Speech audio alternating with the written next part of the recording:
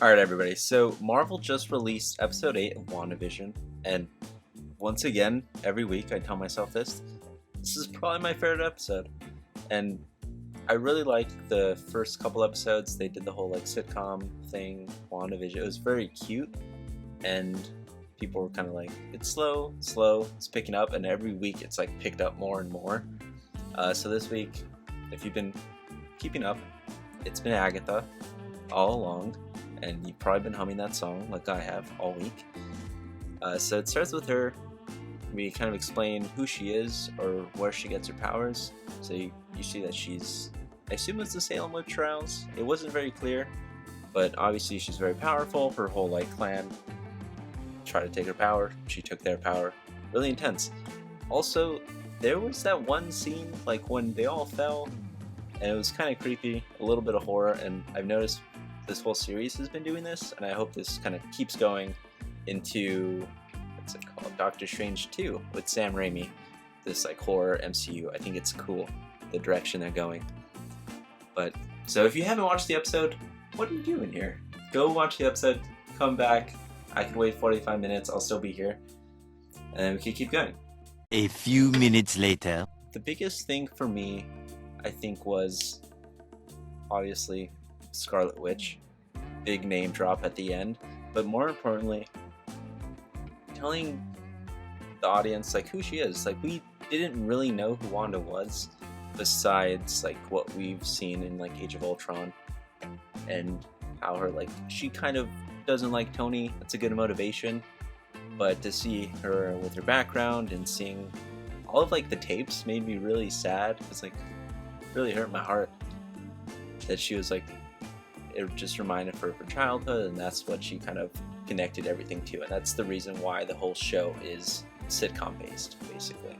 And it was really fun. I've never expected to see Wanda and Vision watch Malcolm in the Middle, and that was fun for me.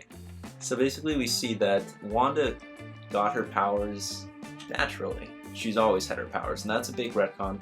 We always assumed that Wanda got her powers just directly from the Mind Stone, like in Age of Ultron. So if you haven't seen Age of Ultron, watch it. I know Disney Plus is recommending it to you every single time, and maybe you're saying no, maybe you just don't like it, but definitely give it a second chance. It's up there, honestly, with my favorite movies in the MCU. That's a hot take, but give it a chance. In Age of Ultron, they described Sokovia, and their world was pretty harsh. It was really harsh. And what they saw in Stark Industries and S.H.I.E.L.D., things like that, was incredibly negative.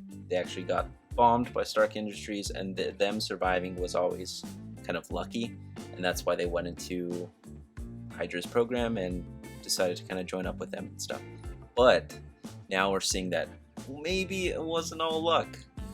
Maybe she used some powers, and I think they called it was a probability hex. Probability hex that she used her witch powers to save their lives, basically. And that's sort of a cool retcon. Everybody was wondering, is she a mutant? How did she get her powers? Will she create the mutants?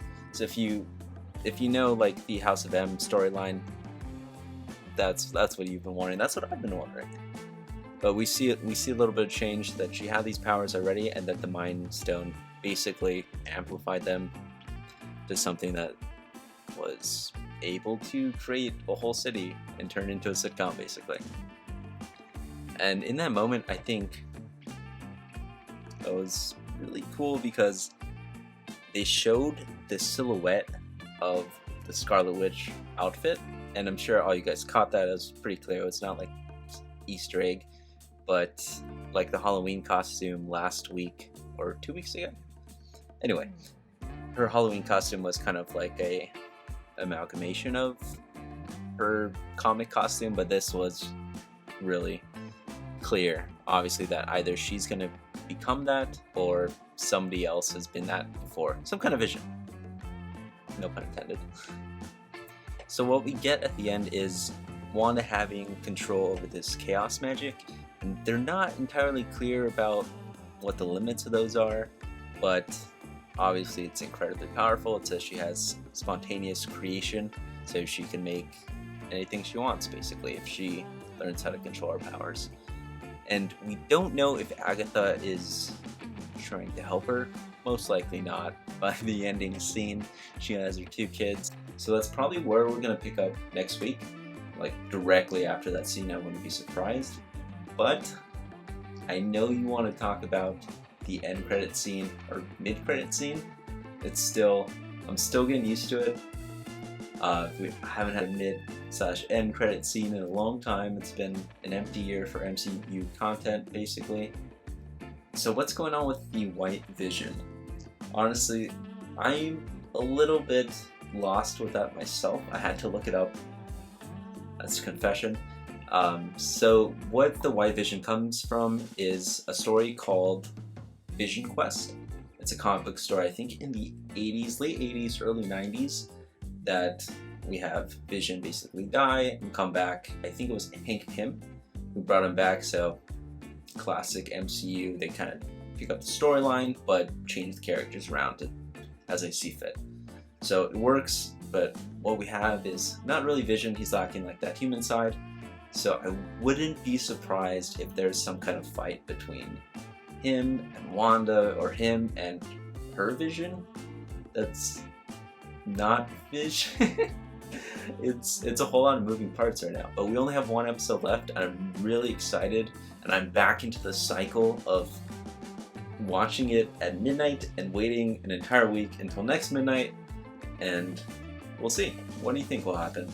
I'm still running through a couple rumors and theories, but I'm excited to hear what you guys think. So let me know in the comments, like and subscribe if you like the video, or if you like WandaVision, let me know. Follow me on Twitter, we'll talk about it. I tweet a lot about movies and random stuff. So thanks for watching, guys.